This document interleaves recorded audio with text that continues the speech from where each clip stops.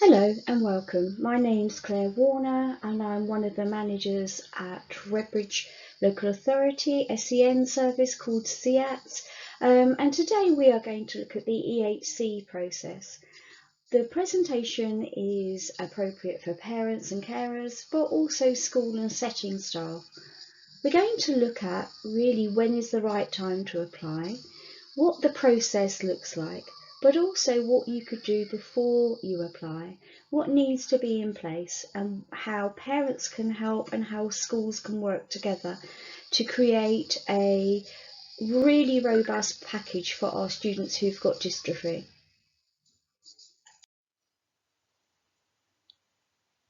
As I said, I am one of the managers at CEATS.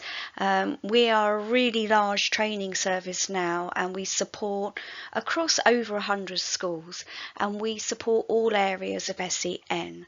My own experience is based with children who have physical and really complex needs. So I've worked in special schools, mainstream primary and secondary, and also work with students who are too unwell to go to school and who are educated at home.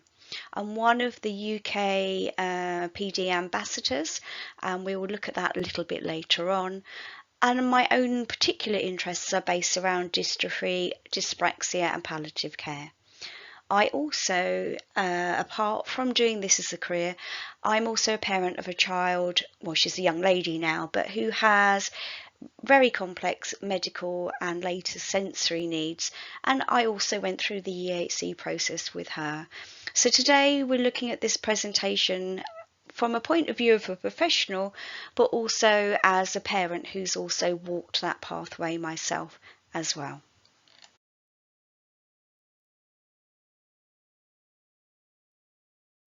Today we're going to look at the process of the EHC application. Before we do, it is really important to remember that all children are different. All children with Duchenne's are different. During my career, I've worked with families who have 4 boys, and what we put in place for the older boy isn't necessarily what we need to put in place for one of the younger brothers. So it's really important to look at the individual when we're looking and planning for what needs to be put in place and when. We have young people who need and require support very, very early on. I've written EHCs for young students who are in nursery. Equally, I have young students who are fiercely independent, and the last thing they would want is somebody very close to them, and they often use peer support for their immediate needs, such as getting something out of their bag or moving around to school. So each young person needs a very bespoke offer. We are also going to look at the legal process of applying for an EHC, and this is the UK process we're going to look at during this session. For many parents of young children with Duchenne's, they often experience the joy and the elation of your child's first day at school, and all those hopes and dreams and aspirations coming true when you drop your child off on the first day of school. For many of the student parents that I work with, there is also then the dawning realization that maybe something's not quite right. How do you get support? What does that look like? And actually, once the diagnosis has happened, then there's this overwhelming set of emotions that are, well, what does that mean for my child now? Because all the hopes and aspirations I had, how are they going to happen? What does that look like? So during the next few slides, we're going to look at how you can manage this process, how you can be proactive, and how you can work with your school and your setting. In my experience, quite often when a parent receives a diagnosis of any disability, but in particular a disability that is going to be degenerative and actually life-changing for both the young person and the family, the first thing families want to do is meet with the SENCO. And that's quite reasonable and that's understandable. And these are the sort of questions that I often hear in these type of meetings. Well, what's going to happen now? Can my child still come to this school? How are they going to manage? How does my child get a one-to-one? I need a one-to-one for my child now because look, they've got this diagnosis. When does my child get an EHC? And how on earth am I going to tell my child that he needs to sit in a wheelchair? So these are the sort of questions at this stage that I often hear. And this is often not the time to be making long-term plans, and there is often lots of emotion, and understandably, as parents, you need time to process the information that you've been given. So the next few steps are about what a school can do, but also what you can do as well to work together. For all my families, when I meet them at this stage, they often come with that raw emotion and that huge worry and anxiety, all of which are completely understandable. And I appreciate that sometimes I can be incredibly annoying because I don't really want to talk about that at that stage. I am trying at that moment in time to capture who their child is. And my work will always involve working with the child, talking to the family, talking to the people at school. But I always start with the child because the child has a diagnosis, and yes, this is going to be life-changing for them. But at this moment in time, I think it's really important to capture what are their passions, what are they actually interested in, and what were their aspirations. I always work with a young person, so I would advise schools and settings to build a relationship, build a conversation, and find out, maybe it's nothing to do with school.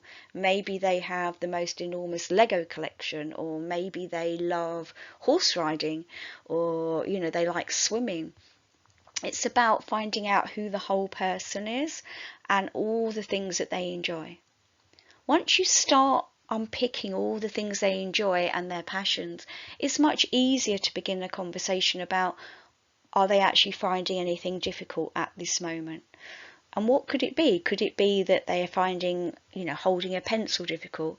Could it be that they're finding it difficult to keep up with their friends in the playground? But I always start with the positives.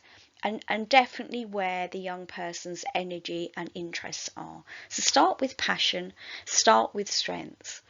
Before your child was diagnosed with dystrophy, they may not have been an A-star student across every curriculum area.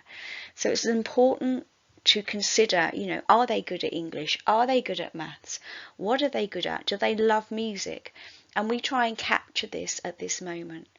Once we know the areas they're good at and the areas they need more support, we can begin to be more proactive about the areas they are having difficulty with.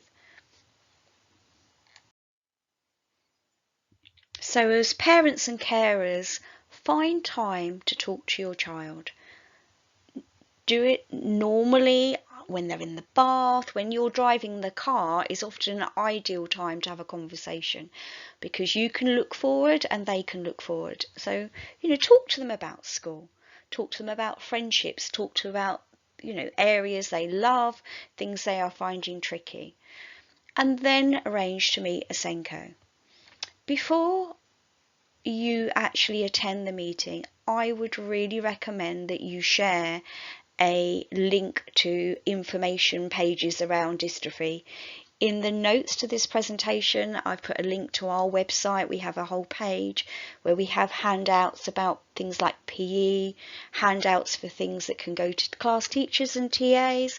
Also, I'm sure Action Duchenne have some really good links as well. I have in the past attended meetings with families and the parent does not have the full picture about what the diagnosis means. So sometimes you're having a meeting and you are clearly emotional or often angry about what's not in place, but the Senko is not fully aware of the enormity that your child is facing. So I would highly recommend that you send a link ahead of the meeting. I have some schools that have had several children with dystrophy move through. I have other schools, I have one that I'm visiting tomorrow, that it's their first time.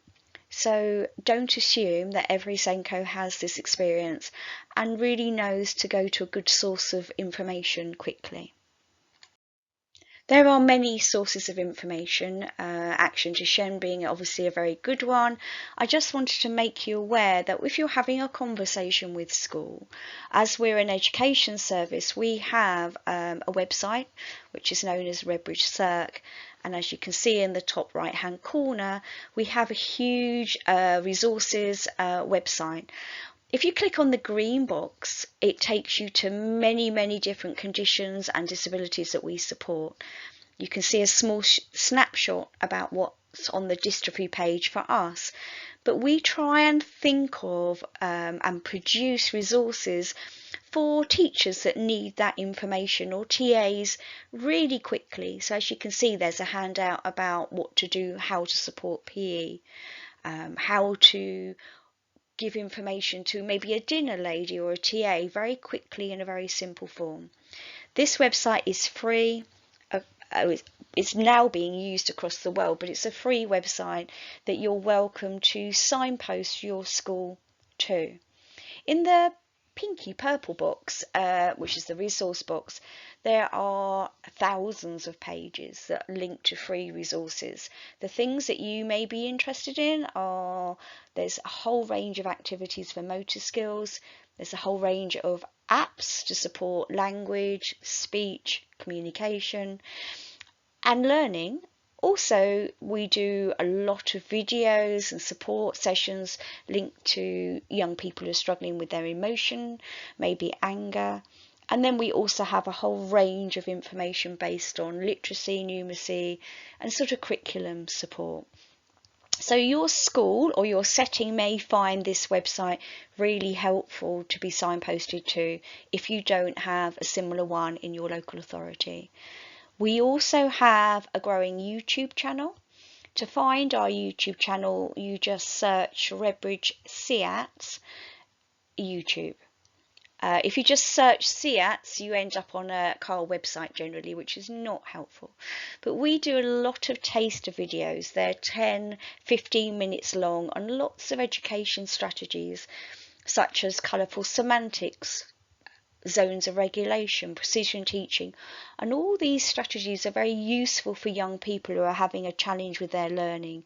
So for you as parents and carers, or for school staff, it's a very quick way to help yourself and learn different approaches. We also have an SEN newsletter. Again, right across the UK, you'd be welcome to sign up and we join our email list if you'd like to join, and that just covers a whole range of SEN, not just physical disabilities, but it may give you ideas of free offers. We often have sponsorship for things like apps and software and free training. So if you'd like to sign up, please drop us a line.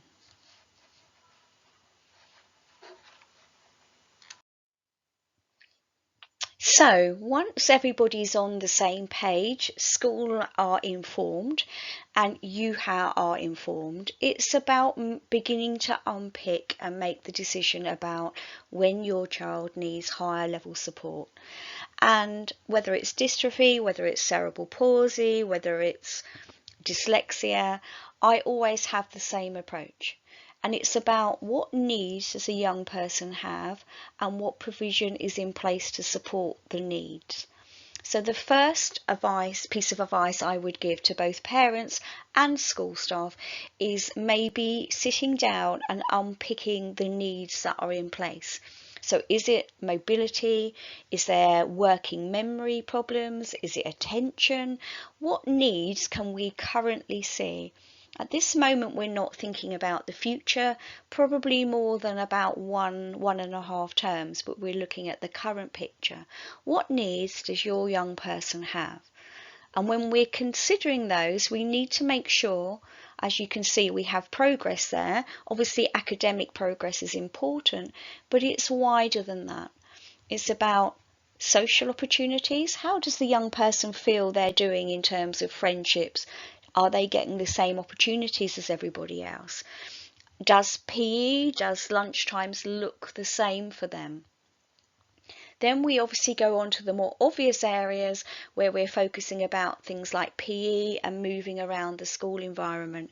It is really important when we're considering young people with dystrophy that we consider all of these areas. I support young people who academically do incredibly well. I also support young people who have really significant learning needs, maybe non-verbal, maybe autism, maybe very challenging behaviour. I also see young people who probably have slight needs in all areas at this stage, but the thing that they're most resentful for or most upset about is the lack of social opportunity. It's not the same for them. Everybody else plays on that playground and now I have to play in this playground. I've been given quite an old board game out of the cupboard to play with a friend at break time because I can't go out. So it's about looking at academic progress, social opportunity, but also the PE, school trips and access around the building. When we've identified what that looks like, the next step is really around considering what is reasonable, what's a reasonable adjustment, what's a reasonable request to say, school, you need to put this in place. Can we do this? Can we change playgrounds? Can we put a bench in on the edge of the playground so our young person can run around but have a rest? Is there a way that our young person can sit on a chair in assembly rather than sitting on the floor, because that's a challenge to get up? So at this stage it's about trying to measure what's reasonable that we can ask our schools to put in place. As I said earlier in the presentation, I have probably the youngest EHC that I've written for a young person with dystrophy is about between 2 and 3, 3.5, and then the oldest young person that I wrote an EHC for who had classic Duchenne's was a 9-year-old. I have obviously written plans for older students who have different forms of dystrophy.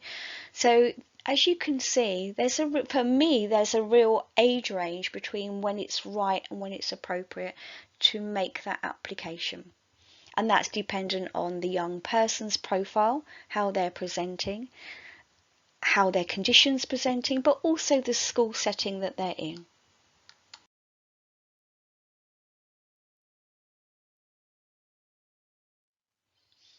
So unpicking the previous areas we looked at, if we take progress first, when you're having your meeting with your class teacher or your Senko, we're talking and we're asking questions about progress.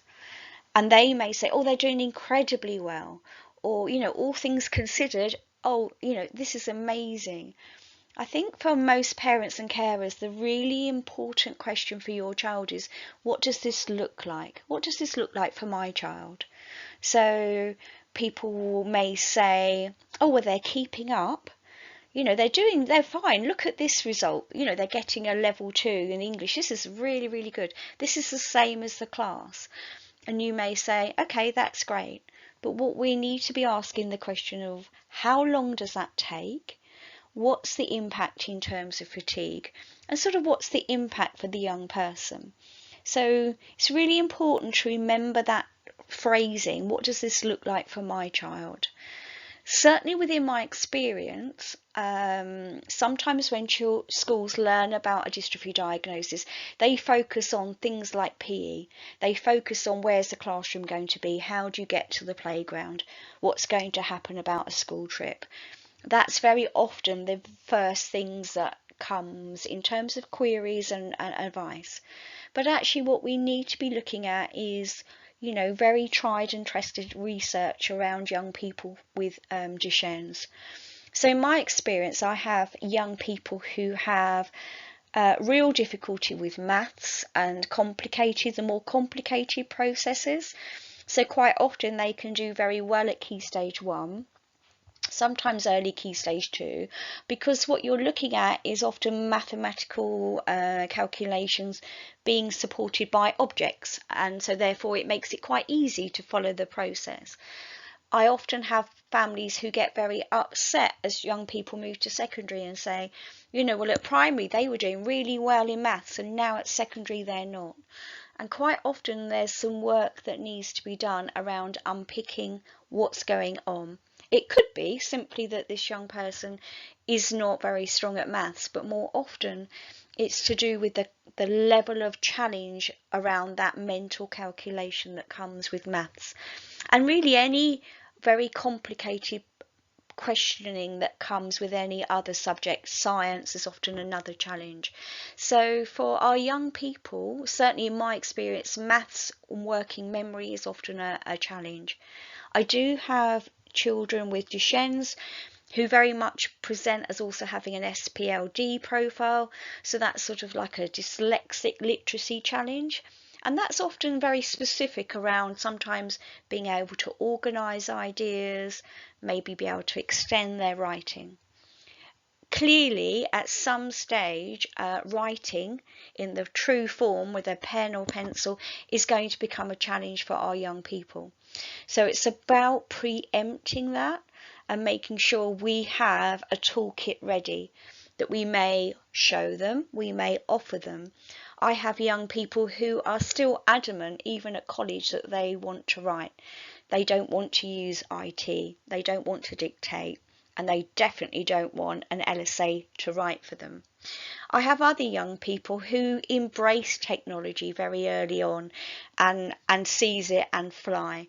So, you know, all children are different, but it's about making sure we've always got something ahead that we begin to drip feed and show young people that this is there should they need it. I think the other three factors for me are worth considering is around self-esteem. Obviously, young people will begin to process something physically is happening to their body, but it is also around that social opportunity, about, you know, their role in PE lessons, their role in lunchtime groups. Maybe they were the star football player. How does that convert now when maybe you're going to find it difficult keeping up with running around at playtime? I also know, particularly around when young people begin to go on medication, it is very clear that they have sometimes real issues with attention and focus. And that's around having close communication with your staff that work with your child and say, well, actually they're having a period of time when they're on medication. This is the, you know, period of days they're on, and this is when they're off. I think some work around attention and focus is really valuable, because often it's something that is really not looked for and it's not supported often. And then obviously the long-term impact around fatigue. So when people are saying to you in school, but they're keeping up, they did really well in a test, that's amazing and that's exactly what we want, but we also want to measure the impact of fatigue. In parallel to academic progress, sometimes actually more important to the young person is social opportunities and their ability to interact with their peers. I've had various scenarios where the geography of a school challenge this, and it requires some incredibly creative thinking, because it may be that year 4 always go to this playground or they always go in this door to lunch. And this is why it's very important to look ahead. Where's our young person going to be next year? How can we plan in February for what that looks like in September? And it's that very proactive approach, both in terms of school and young people having a say. You know, I have been in very complicated meetings about how we get our young person to be a certain place in the playground. I mean, you know, maybe sometimes an hour, hour and a half of complicated discussion, but nobody's thought to ask the young person if they actually want to go out to play or play with that group of people. So it's really important to start off with the young person. Who are they as a person? Are they a quieter person who'd prefer to be with 1 or 2 people in maybe a Lego group or a quieter group? Are they, the star football player who wants to keep that profile and wants to keep that role? So it's about looking at personality. It's about looking at the physical environment, but in my experience, generally, with a very good heart, generally most physical barriers, you can overcome that, or you can find a different way around getting into the playground, moving around school. And we do, within Redbridge, have some very, very old Victorian buildings over 4 or 5 floors. So I am quite used to quite a challenge. I think it's about asking and getting to know the young person's social interests. So it may be outside school they're a rugby player. It may be that they love Pokemon. It's about trying to find out who they are. And that's why right at the beginning I was saying capture the passions and interests of the young person. Because quite often if we don't do that, as we move through school, the young person often becomes quite subdued because they already think to themselves, well, I can't do that anymore. That's not an option for me. So they begin to not suggest it. So it's very important at the beginning to build that dialogue and keep the dialogue going on about, what did you do at the weekend? What films do you like? What do you watch on TV or Netflix? It's about looking at social barriers. So that could be around other people's understanding. So it may be that, there may need to be an assembly, or it may be some small group work to get other people to understand. I still work with a young man who is just truly amazing. But certainly when he was transitioning from walking around to using a wheelchair, his whole personality changed because he was trying to understand what was happening to him, but also he took on the role as being quite dictatorial to all his friends that were, queuing up to help him and push the wheelchair and get his snack and take him out to play. But actually some gentle observations from a distance found that actually he was really being quite bossy, because he was losing control, so therefore he was trying to control people who were helping him. And that was just a very quiet conversation about how you talk to people, because the cues of people were, substantial, trying to help this young man. But if we hadn't have intervened then, I think gradually people would have drifted away, because it wasn't always a fun peer relationship. It was more that the young people had become like a TA and were helping. So it's about also, when you put strategies in place, observing and making sure we've got it right.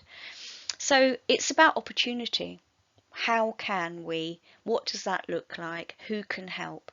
And everybody having a discussion. And certainly when parents want an EHC and want one-to-one support all the time, it's really important to understand, particularly at social times, the actual impact, and that's a negative impact, of that adult being there. Because quite often vulnerable young people will gravitate towards the adult because they want adult interaction. And sometimes the young person who's maybe has a dystrophy is finding themselves not with their peer group or not interacting on the same way. So I think it's really important just to bear in mind that if you can work hard with peer interaction, it may be that the adult has to get the young person out to a certain area, but once you set up the table with Lego or set up the activity, that you can step back a little bit and just be there from a distance. I think the negative impact is often something that young people independently talk to me about, and they will always say, oh, don't say anything because it's Mrs. So-and-so, or it's Mr. So-and-so. They're really nice, but when we talk further, we are finding out that actually it is limiting basically the chat and the gossip that normally goes on in the school playground. In my experience, this is the area that schools ask for first. When they learn a child has a dystrophy diagnosis, this is often what gets put on the referral. What's going to happen for PE? Can you come and talk to me about the school trip that we are going on a boat next week for? And I don't think our young person with dystrophy can now go. There's just a few things to bear in mind that I've learned over the years. I have spent sometimes hours. I once spent nearly an hour and a half working out how our young person was going to go on a school trip to France to visit the war fields. And the convoluted discussions between the parent and school, and all these creative solutions about how they were going to cope with a 14-hour coach trip, what that looked like at the other end when we were on the wharf, on the actual fields. What does that look like? Was it going to be accessible? And we spent all of this time. Eventually I suggested that we invited the young person, who would have been about 13, in, because I felt that we hadn't captured his voice at all. And we began to sort of, the school suggested all the solutions that we'd come up to and how we could support and how we could help. And the young person looked truly horrified and said, "But I don't want to go. It's an optional trip. I don't want to go. I'm not interested in history. I'm not taking it as GCSE next year. Why, I don't want to go. Please don't make me go." So always start with the young person, because sometimes we can be the most creative and the most helpful, but this is actually not what they want to do. And the same really applies to PE. It is really important that we have movement, and we have movement opportunity for our young person with dystrophy. Without a doubt, that's important. And certainly on our website, and there's loads of advice from physio, and there's loads of online links around wheelchair activities. But again, my experience is often young people will say to me, if I can't do PE in the way that I used to do it, I don't want to do it at all. And so sometimes for some of my young peoples, we've had to look at how we have movement activities that's in a private area, because they will do their stretches or they'll do their exercises, but they don't want to be seen. Equally, I have other young people who would want the mat to be in the middle of the floor while everybody else is doing the PE lesson around them. So again, it's about getting to know what your young person wants. I've put this phrase, "nobody wants to hold the stopwatch." I would say this is the solution that I get told the most, where they can't do PE anymore, particularly things like sports day, so they can do the timing, or I'll give them my iPad and they can take the photos. I am yet to find a student that wants to sit and do this. So everybody sits, and quite often they never complain.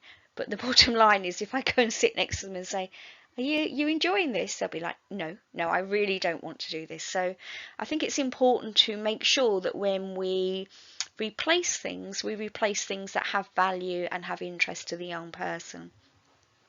So I have a photo of a young person on a laptop, and I had a student who found it incredibly difficult not to do PE. They were very, very, very sporty.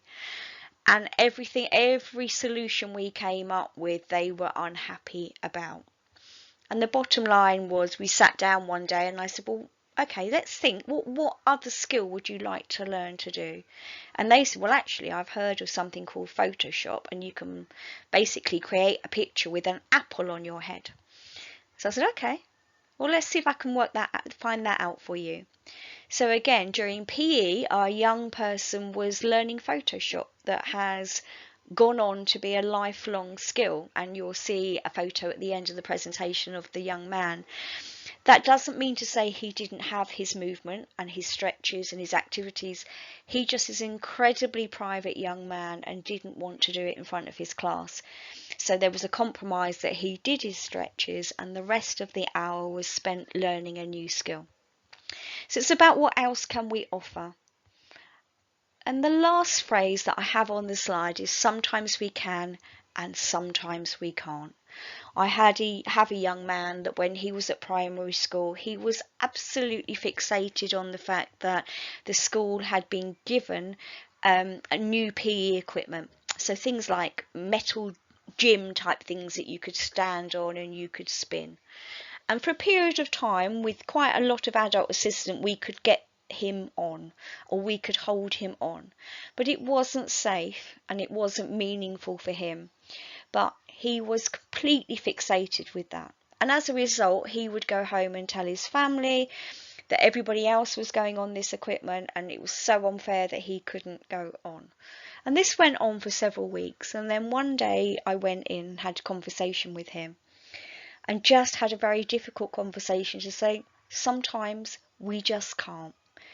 That equipment we can't make accessible for you because that was bought before we knew that, you had the difficulties that you had. However, let's make a list of some activities that you can do. Let's buy some new equipment that you can do from your chair. And that was all it took. So sometimes we can't always change an environment, but it's about having that conversation with a young person. When I attend meetings in schools, I use the phrase all the time about reasonable adjustments. And I keep saying what you need to be asking as parents and carers, what does this look like for my child? So it's about working with the school, being proactive, plan ahead, be thinking about next year's class, be thinking about asking, where are the school trips in the spring term? Where are the school trips in the summer? Can somebody go up and have a look? Is it worth having a phone call to that firm to find out, is there an accessible way that we can access this? So it's about being proactive. It's also about making sure that what we offer our young person, if they can't access exactly the same that everybody else is doing, make sure it's something that not only they want, but everybody else wants. Because then that's where you get that, he's got that, why can't I have that? Make sure it's not an offer that's a second class offer. So find something that would have the interest of all the class, not just our young person.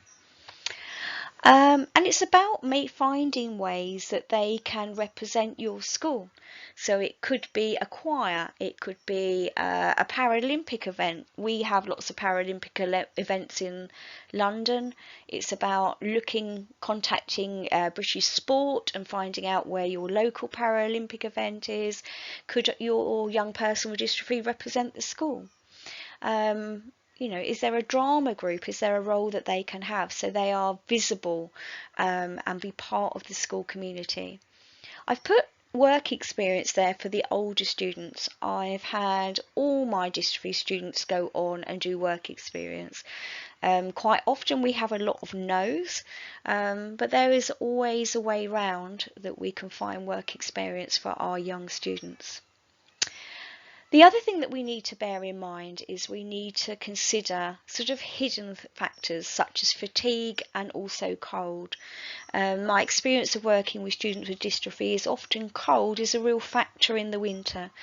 And simple things like wearing sports skins under your uniform that nobody can see but just gives you an extra layer of support and warmth can actually mean the difference between going out to play or staying in a classroom. So it's about being creative and having a conversation with school. So up until now, we've talked about areas that I think I would feel are reasonable adjustments for any school to make to support your child. But just every now and then, there is a time when our students need something different.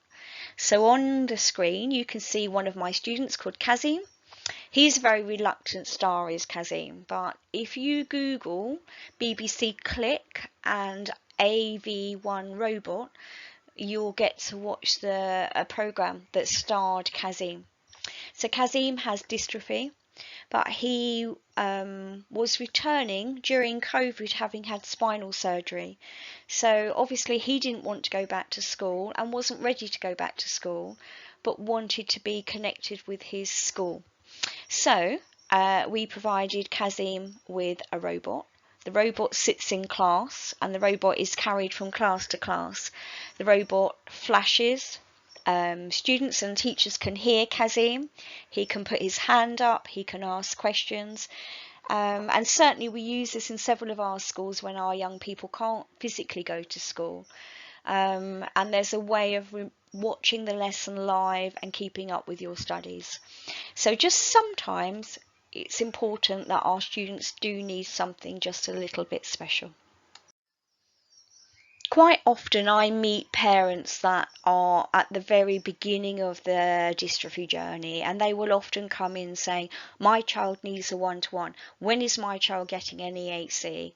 And that's really how the conversation starts. And it's really important as parents to be aware of what's on offer for SEN students across the UK in our schools. So there are a range of things that would support our young people with dystrophy, as well as other children with SEN. So I would always advise that you start a conversation with, well, what's on offer for children generally who may struggle with writing, may struggle with spelling. So you can see on the slide you've got a picture of Clicker. Clicker is really efficient software to help with young people who are struggling with writing or spelling or literacy. You can see a young man talking into a talking tin, and that's a way of getting all your ideas down quickly and then finding a different way to record them. At the bottom you can see some students sitting on a chair and some sitting on the floor. And again, these are really simple strategies that we would expect school to be putting in place. I've put a picture of what the sports skins look like. They come in a variety of colours, but you can wear them under a uniform and nobody's aware. I think it's also about having a conversation with schools, and all schools will have different policies with uniform. But if your child has a diagnosis of dystrophy, I think a conversation about maybe something like alternative trousers, particularly if your young person's having toileting accidents, is a reasonable adjustment. One of our parents has found an amazing tailor who has sewn school trousers but that have poppers down the side. So again, that's a high school environment that enables from the front for them to look like school trousers, but then they have the poppers down the side. So again, creative approaches are within our dystrophy community of parents. So my advice to all parents is educate yourselves about how a child can access learning with a physical challenge, but also maybe sometimes with a learning challenge. And then the best relationships and the best outcomes for our young person is really when parents and carers work with the SENCO. My experience is schools generally don't respond very well with somebody arriving saying, when's this going to happen? This is what my child needs. I've looked it up. This is what happens. I would strongly advise, if you're at this early stage of this journey with your school, is to sit down and focus on needs. What needs do we all agree this child has, and what provision, what things can school do to put in place? And that joint working and joint conversation often goes on to have the most amazing outcomes for young people, because people become more and more creative with how they can help. Generally, where parents and carers arrive and the relationship already starts a level of conflict, that's quite difficult to then bring it back to that shared negotiation. So always start with a simple conversation. So now we're going to look at, when does my child actually need an EHC? And really the decision is made when the things that we've been talking about becomes above and beyond what we would expect for children with SEN in a school. So if it's things like sitting on a chair in assembly, maybe using some software to help with literacy, these are all things that we would expect a school to have as part of their SEN offer. But actually, if a child is frequently falling and now needs physical assistance to get into a wheelchair, maybe personal care, maybe the level of learning support is above what we would expect for school support children within our schools, that's when suddenly, where we take the need list, that list is growing, and the provision that we can agree school can provide suddenly becomes bigger than what the school have on offer. So that's really around the time when you would make the decision to put the application in for the EHC. So even before you've even talked about an EHC, Maybe your child's doing very well at the moment. I would strongly advise, maybe not that level of files, but start a filing system. Every time you have a hospital appointment, often you get a summary letter. I would start filing that away. Every time you engage with maybe psychologists or physios or OTs, if they give you a written summary or written report, file this. When we come to do the application for the EHC, having that all in one place will make a considerable difference to both your stress levels and the stress levels of your Senko. I have been in a scenario where a mum arrived and it was all the paperwork was in a carrier bag or several carrier bags.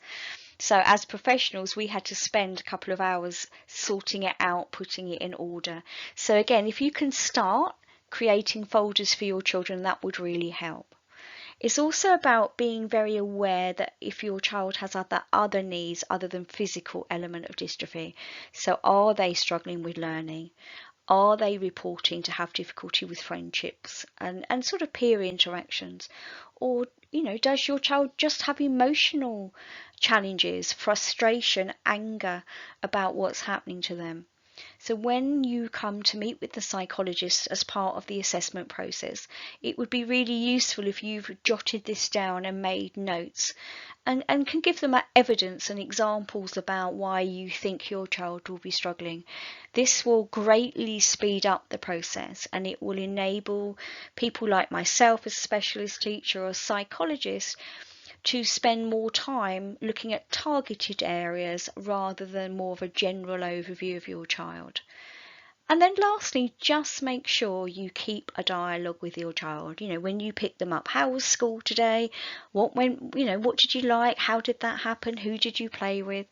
Many children will often say, as you pick them up, I've done nothing and nobody played with me. Do not panic. Do not run to the Senko saying, my child's got no friends.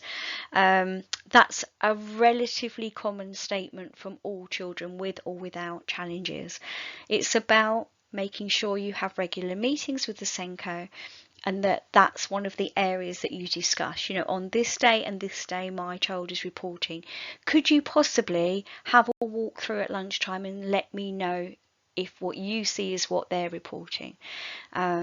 That's a much better approach than phoning up and demanding a meeting because your child's reported to have no friends. So looking at the process for an EHC application is in 3 stages. The first stage normally takes around 6 weeks and it's called the request stage. So the request for an assessment will be received from the local authority. Usually, in my experience, that comes from school. However, parents have the right to request an EHC and very occasionally another professional will make the request. Generally, my experience is for children who have dystrophy, it is generally the school in my area, but it is important to remember that a parent can make the request if you feel that's appropriate. Once the request has arrived, the caseworker will collate all the information. The request is a lengthy document. You need to write what the child's needs are. You need to write from a school perspective what you've done and what impacts that had. So you may have got this group, you may have got this intervention, but what difference has that made? So it's a lengthy document where a Senko will sometimes say to families, I'm not ready to apply yet because they know they don't have all the correct evidence. There are maybe specialist teachers who need to come in, maybe EPs need to come in. So sometimes it's very important to not rush the request stage at the beginning because it will be rejected because all the right people haven't worked with your child.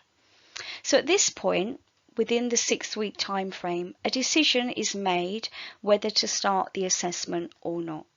This is made at a panel, and the panels are multi-professionals, a panel, so they're made up, sometimes head teachers will sit on them, sometimes Senkos, SEN case officers, there's always an EP, as a specialist service, we're represented in all panels within our local authority. So it's a range of people that may be don't know your child. So it's really important that the paperwork describes your child as fully as possible to help us make the correct decision. In 2014, there was an act called the Children's and Families Act, and following that was a code of practice that SENCOs and special needs practitioners have to follow.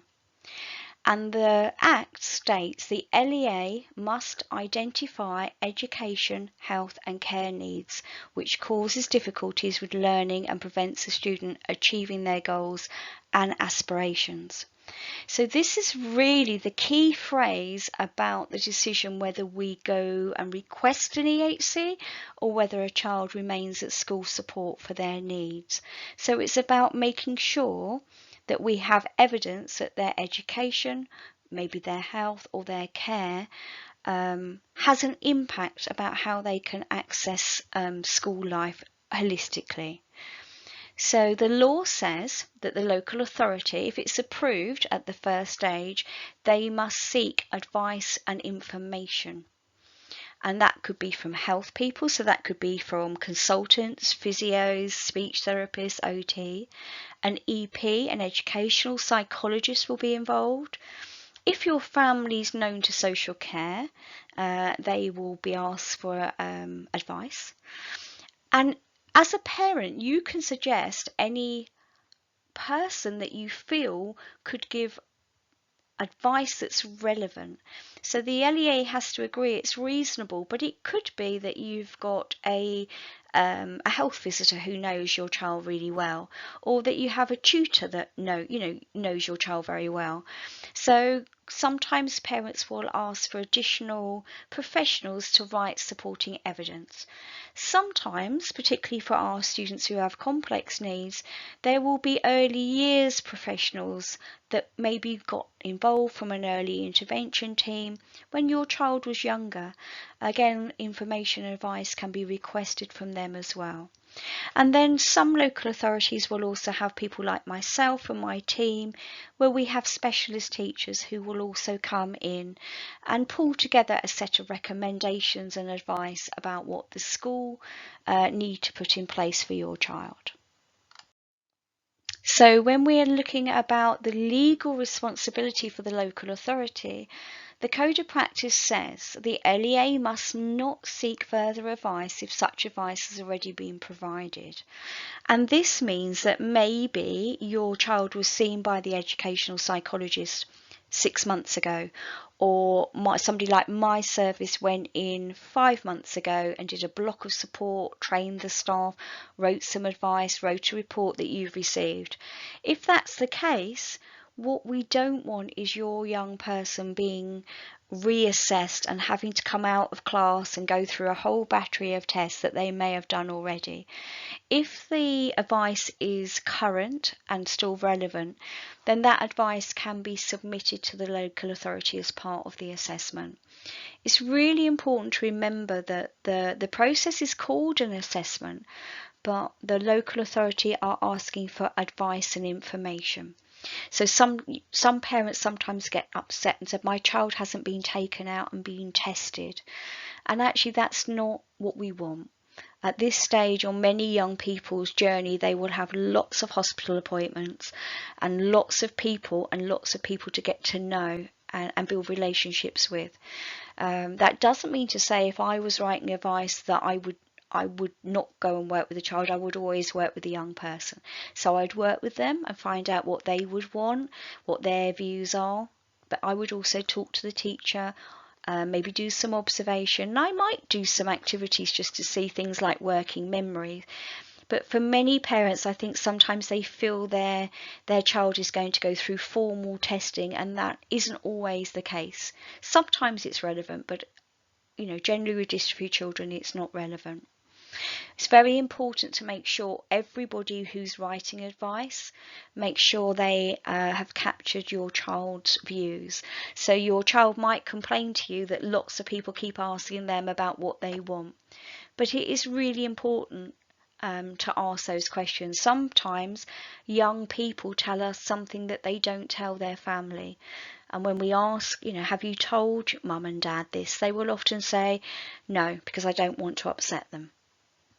Or just no, it's something that's private to them. So people who are like myself, who are independent, will often visit, and we will always ask, how's it going? What's going well? What do you like? What's a bit tricky for you? We will ask those questions. It's really important that the process, so the information, if I went to visit your child, it was important that if your child didn't speak, that I had pictures and symbols. I had maybe an app on my iPad. It's very important that if I went to see an older child, that I didn't show them pictures that were babyish. It's really important that the process is engaging for your child.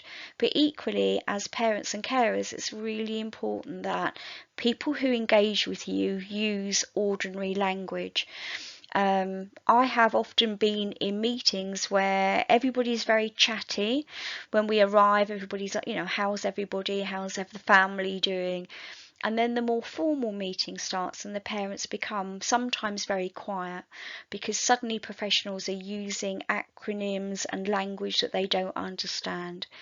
As a parent or a carer, if you find yourself in a meeting and people are using a phrase and it appears that everybody else around the table understands that phrase, always ask. The process is meant to be clear and transparent.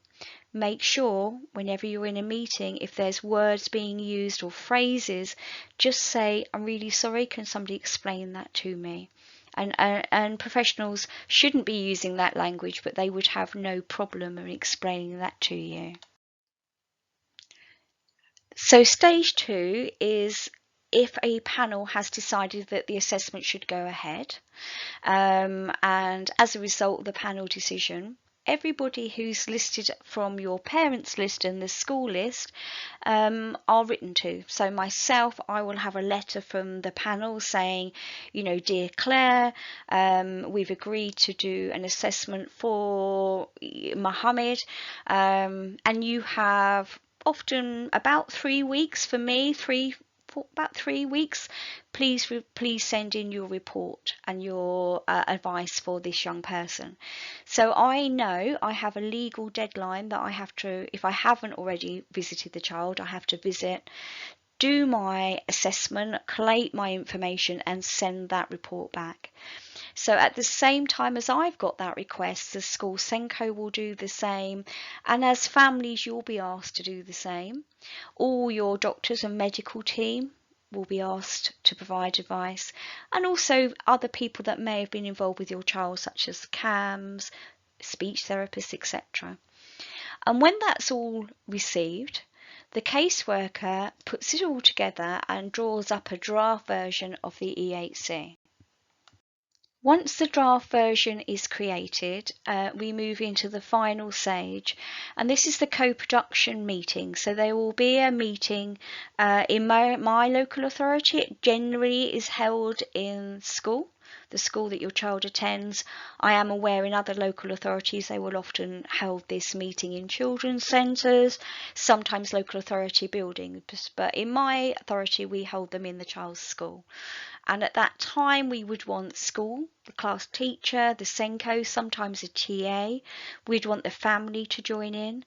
If the student was able to, we'd want the student to come and have their say. And a range of other professionals will be asked. So it might be speech therapists, it might be physio.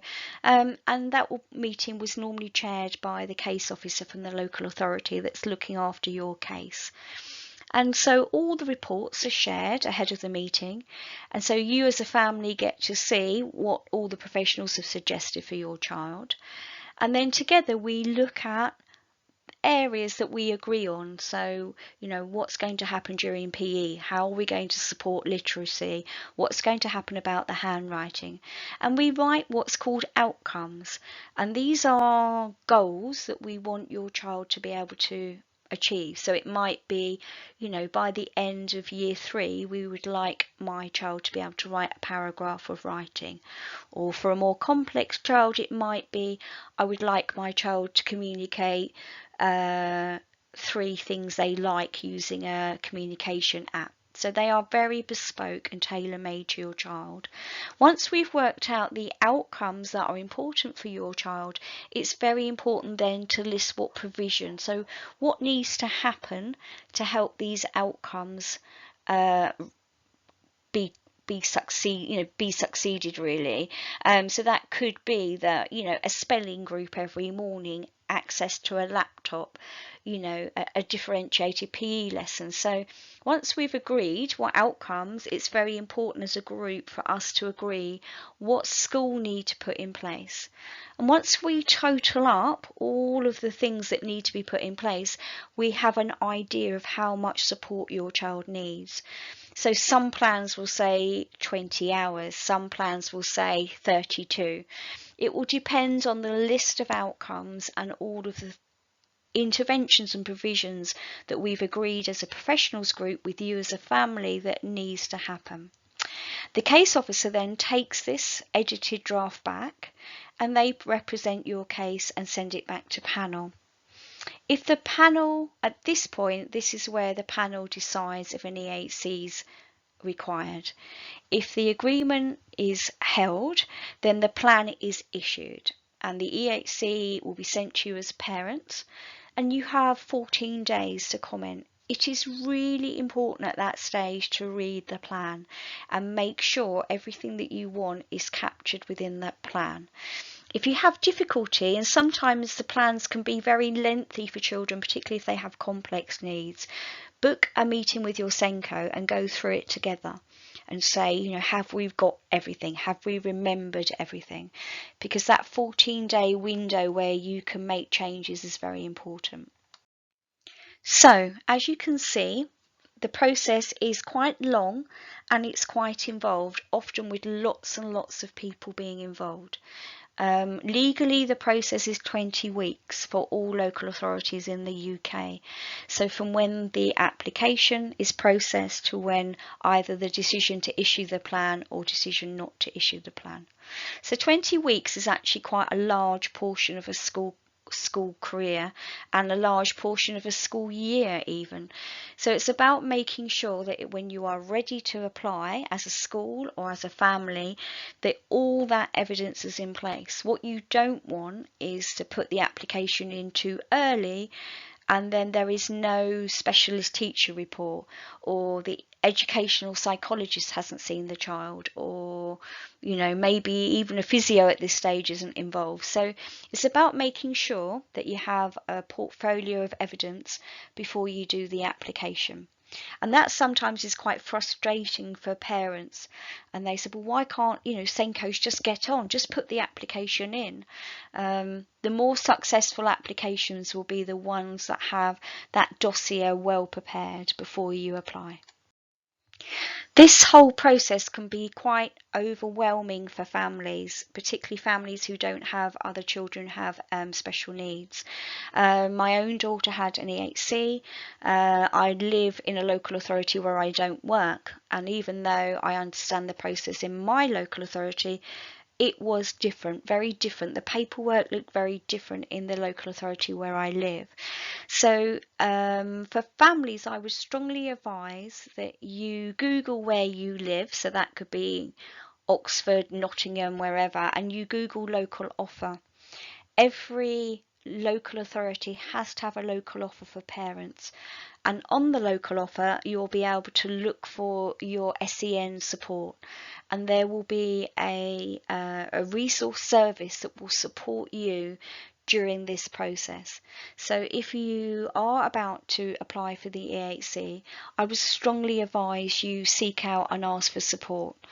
Even if you work in a very professional field and you think, oh, this is simply a form, simply a process, it is always useful to have inside information from your local authority to understand how different nuances happen within different local authority.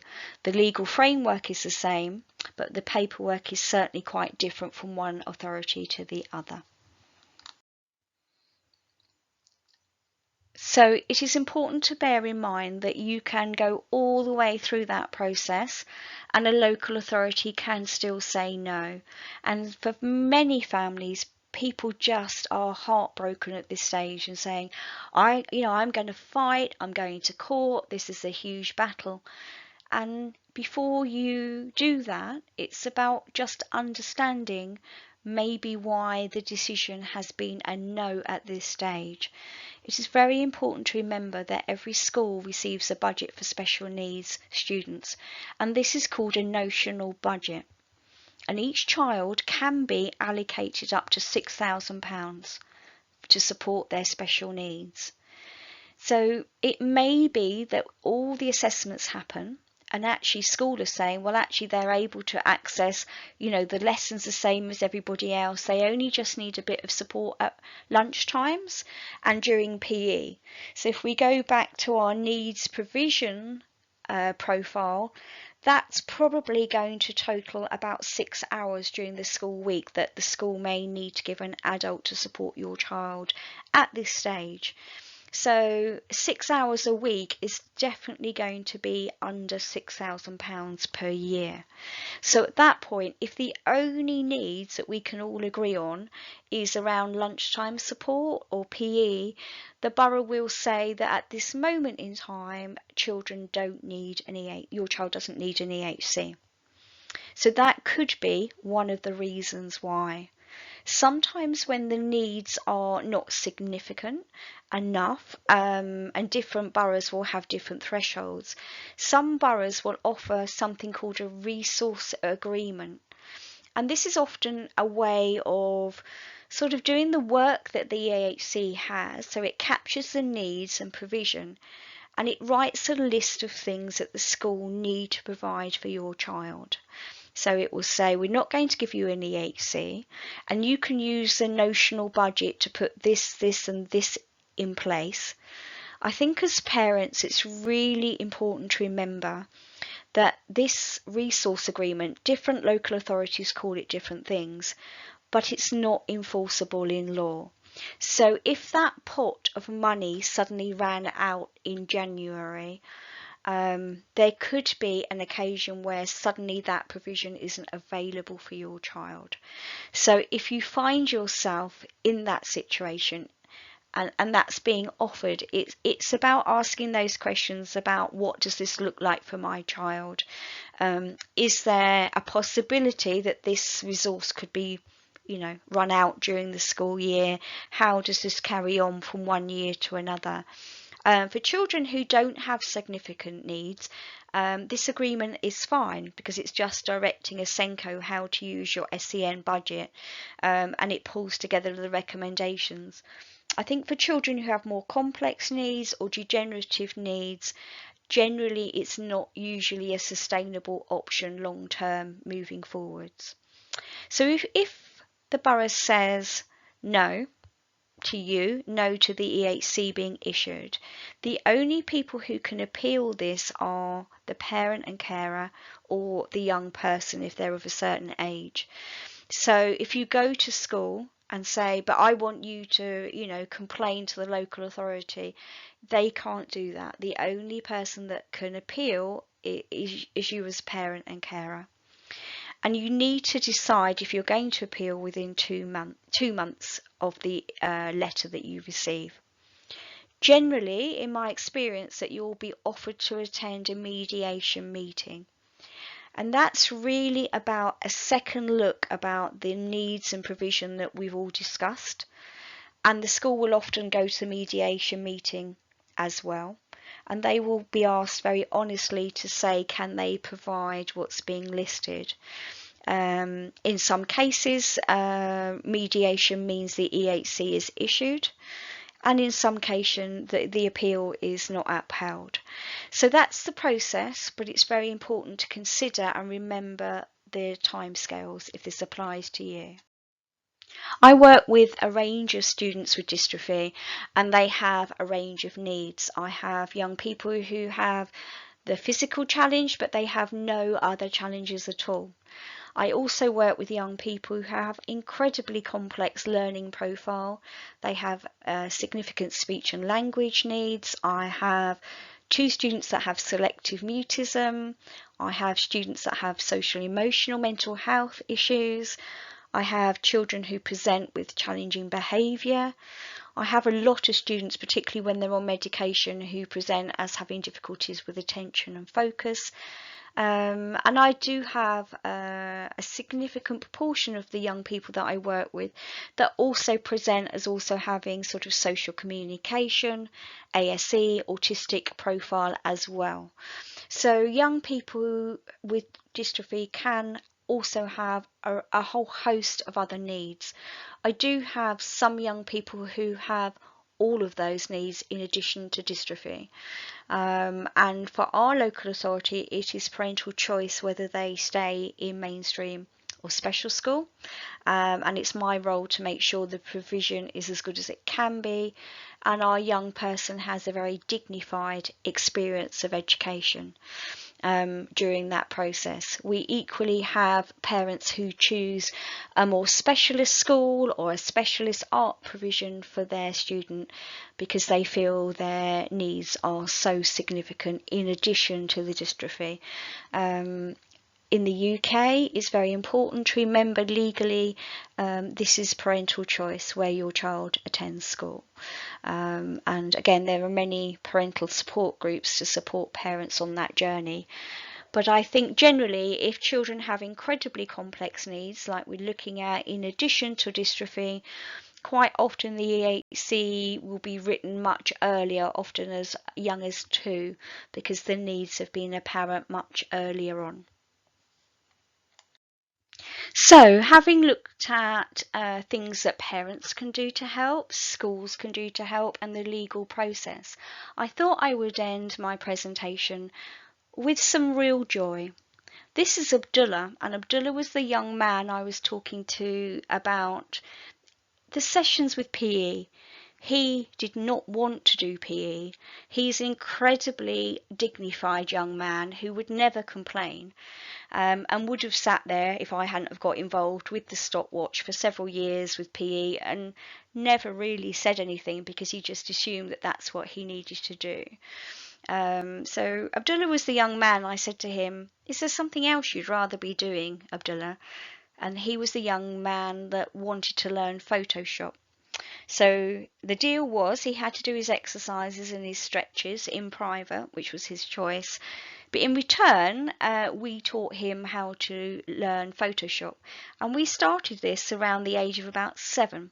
So normally Photoshop isn't something that you teach 7-year-olds, but Abdullah was keen. This was an area of interest. And Abdullah is now at university. He started in September and he goes to the London College of Communication. And he has studied, he's studying a BA in graphics. So just that throwaway comment at 7 years old about, you know, is there anything you're interested in? What would you like to do? What's different for you? Instead of all the negative things, has really led Abdullah on to making life choices that are going to be long-term career choices. And actually, even though the presentation's about an EHC and the EHC process, because Abdullah's gone to university, Abdullah has just given his EHC back. I can hear a sharp intake of breath from parents who are fighting to get an EHC in the first place. But when you go to university, all your needs obviously don't go away. The money is just sourced in a different way, and it's actually a fairly simple process, so there isn't a battle and it's not a fight. But certainly for Abdullah's father, it was quite a shock to find out that the EHC was going away, and that security of being able to say, you know, my child or my young person has an EHC. Abdullah has all the funding and all the physical support he requires. I also hear from his dad that he has quite a lovely tech support package that I know he's enjoying. But it's just worth remembering. Some of our young people go on and do really well. And actually, as you get older, the EHC is given back. If you go on to university, the funding and support's just accessed in a different way. And it is a real joy to see Abdullah succeed. And have real choices about the way that he's now spending his adult life. And this is Harish. Meet Harish. Harish was in the same school year as Abdullah, although they both came from very different primary schools. And I've shown a picture of Harish because Harish invited me for lunch during the half term, so I had the pleasure of going to see Harish, and Harish telling me about his college and how he's getting on at college. But one of the things that Harish and I spoke about over lunch was Harish setting up a small business. So Harish is involved in music production and media design. And these are real passions that again went back from probably around the age of about 11 or 12. And so we spent lunchtime enjoying lunch and having a conversation about, setting up a small business, about how Harish can work from home when he's not at college, and get some real work experience in terms of real challenges and real life challenges. So Harish and Abdullah both went to a very academic school that did an amazing job to support their physical needs. And they actually had a sort of PD department that supported young people with a range of physical needs, cerebral palsy, dystrophy, and some really trained TAs. So Abdullah was very gracious and would accept support and would be proactive to help himself, but was very appreciative of support. Harish was the complete opposite. If he could position himself in a class that was further away from the TA, he would. And whenever I saw how, even though Harish had an EHC with lots of hours of support, whenever I saw Harish in school, Harish was always at the front with about 8 to 10 young men that were his friends that surrounded him. And so they helped him with his lunch. They helped him all around school, because Harish very much is very keen, and even in college, to only really access support for personal care, and the rest of the access of support at this moment Harish wants to control and choose who helps him. And he's very lucky. He has a huge friendship group that have been incredibly supportive, and certainly during COVID have remained connected with him. So we have two young men in the same school year that I've worked with since they were very young, but their pathways through school have been very different. Harish recognised that to go straight in to do A-levels was probably going to be very challenging from a fatigue point of view, not a cognitive point of view. So he's chosen to do his course over 3 years, not 2. And I always say to all our dystrophy families, sometimes, the pacing actually makes a huge difference to the outcomes of our young people. I've had many families who've demanded that our young people stay on for A-levels, very academic schools, and just the pace and the 5-day-a-week commitment is actually very challenging for some of our students. But sometimes by going to college and having, lessons over 2 or 3 days and more rest days, the outcomes are often better for some of our young people. So I just thought that you would like to meet Kazim, Abdullah and Harish, because they're young men that I currently work with within Redbridge. And finally, I would just like to say thank you for listening to the presentation. I hope that it's been helpful for school practitioners to get some tips and ideas. I hope families feel a little bit more empowered about the process and also how they can help and be proactive. If you would like further information, you can drop us an email. The email address is on the screen. And then equally, you're welcome to access the free resources that are on our website. If you have any further queries, please do not hesitate to contact me. And during Sunday afternoon, I am going to be around, I think, in some of the live halls at the conference. So please come and say hello. Thank you very much.